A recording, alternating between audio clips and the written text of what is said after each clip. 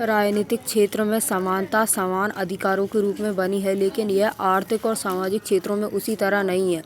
लोगों के पास समान राजनीतिक अधिकार हो सकते हैं, लेकिन हो सकता है कि समाज में उनके साथ जाति या गरीबी के कारण अभी भी भेदभाव होता हो।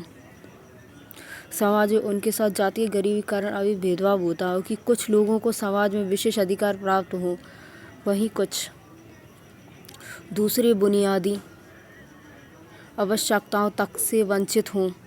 कुछ लोग अपना मनचाहा लक्ष्य पाने में सक्षम हैं, जबकि कई लोग भविष्य में अच्छा रोजगार पाने के लिए जरूरी स्कूली पढ़ाई में भी अक्षम हैं। उनके लिए स्वतंत्रता अभी भी दूर का सपना है। हालांकि हमारे संविधान में स्वतंत्रता की गारंटी दी गई है, फिर भी हमें हरदम नई व्याख्याओं का सामना करना पड़ता है। यह एक तरह से खेल खेलने जैसा है। जैसे हम शतरंज या क्रिकेट खेलते हैं तो हम सीखते हैं कि उसके नियमों की व्याख्या कैसे करनी है। इस प्रक्रिया में हम खेल के ही नए और व्यापक अर्थ खोज निकालते हैं। ठीक इसी प्रकार नई परिस्थितियों के मद्देनज़र संविधान में दिए गए मौलिक अधिकारों की निरंतर पुनर्व्यवस्था की जा रही है। इसकी एक वानगी तो यही है कि आजीविका के अधिकार को जीवन के अधिकार में शामिल करने के लिए अदालतों द्वारा उसकी पुनर्व्यवस्था की गई है। सूचना के अधिकार की गारंटी एक नए कानून द्वारा की गई है। समाज बार बार नई चुनौतियों का सामना करता है। इस क्रम में नई व्याख्याएं पैदा होती हैं। समय के साथ साथ संविधान में दिए गए मौलिक अधिकारों में संशोधन भी हुए और उनका विस्तार भी हुआ। यद्यपि न्यायिक व्याख्याएं और सरकारी नीतियां नई समस्याओं का सामना करने के लिए बनाई गई हैं।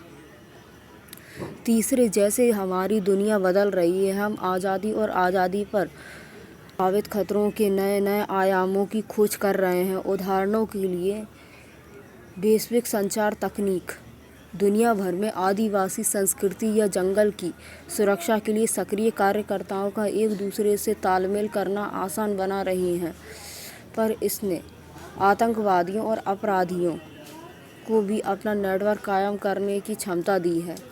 इसके अलावा भविष्य में इंटरनेट द्वारा व्यापार में बढ़ोतरी तय है।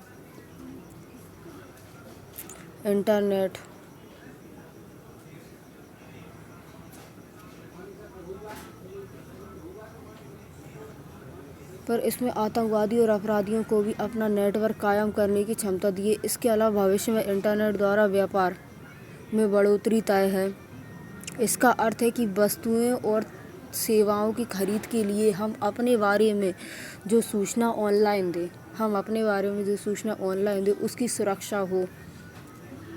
इसलिए यूँ तो इंटरनेशनल अंग्रेजी में इंटरनेट का इस्तेमाल करने वालों को नेटिजन कहा जाता है। अंग्रेजी में इंटरनेट का इस्तेमाल